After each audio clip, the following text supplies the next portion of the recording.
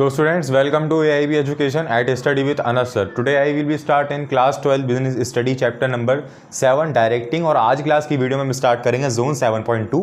So start करते हैं अपने चैप्टर को एंड समझते हैं क्या है मोटिवेशन.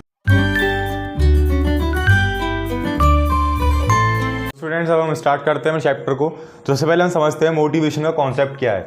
तो the chief function of a manager is to achieve the predetermined objectives of the organisation by organising the activities of various person working in the organisation. तो बेसिकली मोटिवेशन का जो होता है वो एक चीफ ऑब्जेक्ट होता है हर एक ऑर्गेनाइजेशन का, क्योंकि जब हमारे एम्प्लॉयज़ जब हमारा मैनेजर खुद ही मोटिव नहीं होगा उस चीज़ को लेकर तो हमारा ऑर्गेनाइजेशन का स्ट्रक्चर कैसे काम करेगा. तो basically motivation is a chief object. यहाँ तक आया समझ में. मोटिवेशन का कॉन्सेप्ट काफ़ी ईजी है. ठीक है, अब बढ़ते हैं मीनिंग क्या है मोटिवेशन की. तो मीनिंग ये है when ever a person does a same work some work there is always a need behind it which motivates him in doing so. This implying needs is to call motive. यानी कि कोई भी person अगर कोई भी काम कर रहा है तो उस काम को करने के पीछे एक मोटिवेशन छुपा रहता है, एक लगन छुपी रहती है. तो जो लगन है वो कोई देता है या फिर हमें हमारे अंदर खुद ही डेवलप्ड हो जाती है. तो बेसिकली उसको मोटिवेशन बोला जाता है, जो कि हमें अपने काम को एक एफिशिएंसी के साथ अच्छे तरीके के साथ करने में मदद करती है. उसी को मोटिवेशन बोला जाता है. अब रही बात इसकी डेफिनेशन की, तो डेफिनेशन कई तरीके की हो सकती है. ऐसा नहीं कि जो बुक में डेफिनेशन लिखी है अगर वही हम एग्जाम में लिखेंगे तो उसी से हमारे नंबर मिलेंगे, ऐसा कुछ नहीं है. अगर आपने कॉन्सेप्ट और मीनिंग समझ रखी होगी तो आप इसकी डेफिनेशन खुद ही बना सकते हैं और आप ट्राई भी कीजिएगा. अगर नहीं आया समझ में तो मुझे कमेंट में बता दीजिएगा. तो अब बढ़ते हैं हम फीचर. हमारे पास कुछ फीचर्स हैं. तो फर्स्ट फीचर हमें देखने को मिलता है motivation is an internal feeling. यानी मोटिवेशन का एक ऐसा प्रोसेस है जो कि इंटरनल फील किया जा सकता है. ऐसा नहीं है कि कोई हमें मोटिवेट कर रहा है तो वो सिर्फ हमें समझा ही सकता है. समझना तो हमारा ही काम है. ऐसा तो है नहीं कोई 1 किलो मोटिवेशन दे दिया, 2 किलो मोटिवेशन दे दिया, ऐसा नहीं होता.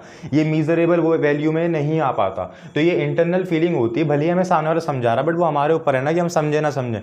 तो ये एक इंटरनल फीलिंग के अंदर इसको मेजर किया जाता है. Second, motivation produce goal oriented behaviour. यानी मोटिवेशन जब लगन किसी काम के अंदर लग जाती है तो हमारा वो किस में बेनिफिट पहुंचाता है, produce to goal oriented process, या फिर गोल अचीव करने में हमें हेल्प करता है काफी ज्यादा. ये फीचर है इसका. Third, motivation can be either positive और नेगेटिव. यानी मोटिवेशन ऐसा नहीं है कि सिर्फ और सिर्फ आपको किसी अच्छे काम के लिए ही प्रोड्यूस करे, किसी अच्छे काम के लिए ही प्रेरित करे, ऐसा नहीं है. मोटिवेशन दोनों जगह हो सकता है, पॉजिटिवली भी और नेगेटिव भी. कैसे? देखिए, पॉजिटिव ऐसे जैसे हम किसी काम में कोई लगन लगा रहे हैं अपने ऑर्गेनाइजेशन के काम के अंदर कि भाई हमें अपना काम पूरी तरीके से करना, जहां 8 घंटे की जॉब है वहां 9 घंटे ही करके देनी है, बट काम बढ़िया करना है ना. ये मोटिवेशन हमारा किस में आ गया, पॉजिटिव वाले में आ गया. बट नेगेटिव कैसा है? नेगेटिव मोटिवेशन हमें ये हो सकता है कि कोई हमें ये मोटिव करे इन चीज़ों में कि आप स्ट्राइक करो, आप बोनस मांगो, आप अपनी सैलरी बढ़ाने की मांग करो, काम कम करो, इस तरीके से मोटिवेशन. देन हमारे पास आता है फोर्थ पे, motivation is an complex process. तो मोटिवेशन जो होता है वो काफ़ी कॉम्प्लेक्स प्रोसेस होता है. वो कैसे? देखिए, जब हम किसी को भी किसी बात पर मोटिव करते हैं, उसको बताते हैं उसकी अच्छाइयाँ, तो बेसिकली ऐसा नहीं है कि जो हम बात बता रहे हैं वो दुनिया के हर एक काम के अंदर अप्लाई होगी. वो अकॉर्डिंग टू सिचुएशन और अकॉर्डिंग टू स्पेसिफिक गोल के जरिए हम बताते हैं, उसको मोटिव करते हैं. लाइक कोई सेल्स मैनेजर है तो मैं उसको सेल्स की तरह मोटिव करूँगा कि आप अपनी सेल पे ध्यान दो, आप ऐसा करो जिससे आपकी सेल बढ़ेगी, कंज्यूमर सेटिस्फेक्शन होगी.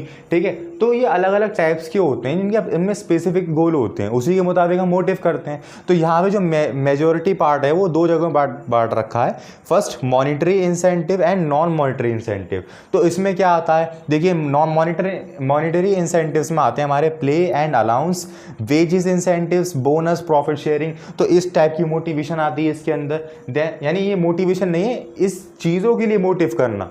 देन नॉन मॉनिटरी इंसेंटिव्स में आते हैं हमारे पास status, organization climates, job security, employees empowerment. तो बेसिकली यहाँ पे सारे ऑर्गेनाइजेशन के थ्रू सारे स्ट्रक्चर आ रहा है और यहाँ पे हमारे एम्प्लॉयज़ के थ्रू. ठीक है, तो यहाँ पे हमारे फीचर फिनिश हुए. अब हम इसके आगे का पार्ट देखते हैं. नेक्स्ट पार्ट मिलता है चैप्टर के अंदर एक थ्योरी का.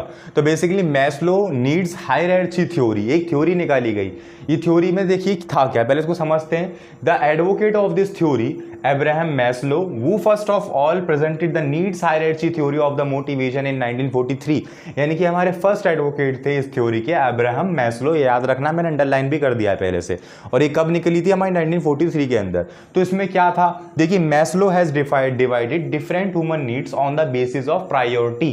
यानी कि अपने ह्यूमन नीड्स की प्रायोरिटी के बेस पर उन्होंने 5 कैटेगरी के अंदर जो है वो ह्यूमन नीड्स को यानी सेटिस्फेक्शन को डिवाइड किया ताकि हम उन पर काम कर सकें. तो ये एक पिरामिड के थ्रू हमें समझा रखा है। तो फर्स्ट ऑफ ऑल आता है हमारे पास बेसिक साइकोलॉजिकल नीड्स, सेकंड पे safety security needs, third affiliation और बिलोंगिंग्स, इसका मतलब इन अदर वर्ड्स हम कह सकते हैं सोशल नीड्स।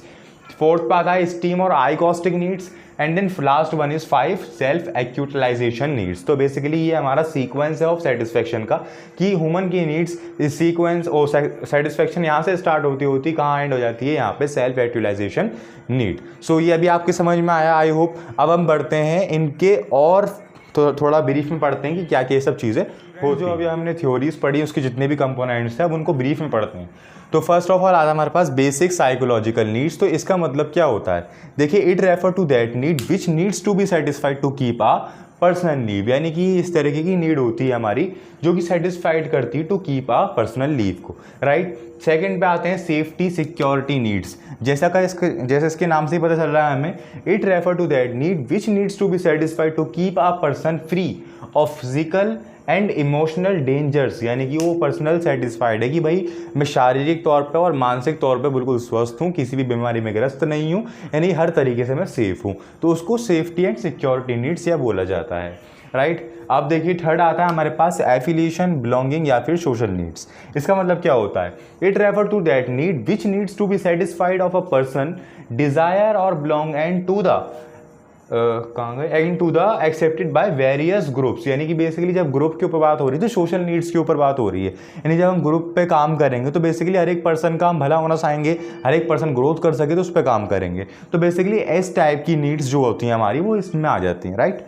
अब बढ़ते हैं फोर्थ पे स्टीम और egoistic needs. It refer to that need which is concerned with the satisfaction of person prestige status requirement. तो बेसिकली स्टीम और आइकोस्टिक नीड्स का मतलब ये होता है, बेसिकली अगर इसके अंदर देखा जाए तो ये इंक्लूड करता है हमारी सेल्फ रिस्पेक्ट, ऑटोनोमी, स्टेटस, इस तरीके की चीज़ें इसके अंदर आ जाती हैं स्टीम और आइकोस्टिक में, राइट। फिफ्थ पे आते हैं सेल्फ एक्चुअलाइजेशन नीड्स। इसमें क्या होता है, it includes growth, self fulfilment, achievement of goal etcetera. तो इस टाइप की नीड्स इसके अंदर लाया करती हैं। तो बेसिकली ये हमारी हायर एडची की नीड्स जितनी भी थी वो हमने सब पढ़ ली हैं, जो कि हमारा फ्लो ऑफ सेटिस्फेक्शन होता है वो सब इसके अंदर कवर हो जाता है। सो आई होप आपके क्लियर हुआ। आज की क्लास के लिए इतना ही। नेक्स्ट क्लास से हम स्टार्ट करेंगे जोन 7.2 को ही कंटिन्यू करेंगे, थोड़े बहुत टॉपिक्स और बचे हैं उनको कवर करने की कोशिश करेंगे। सो आज की क्लास के अंदर आपको किसी भी पार्ट के अंदर कोई भी डाउट हो या फिर राइटिंग सेक्शन के अंदर कोई डाउट हो तो आप कमेंट सेक्शन में ज़रूर बताएं। Thank you.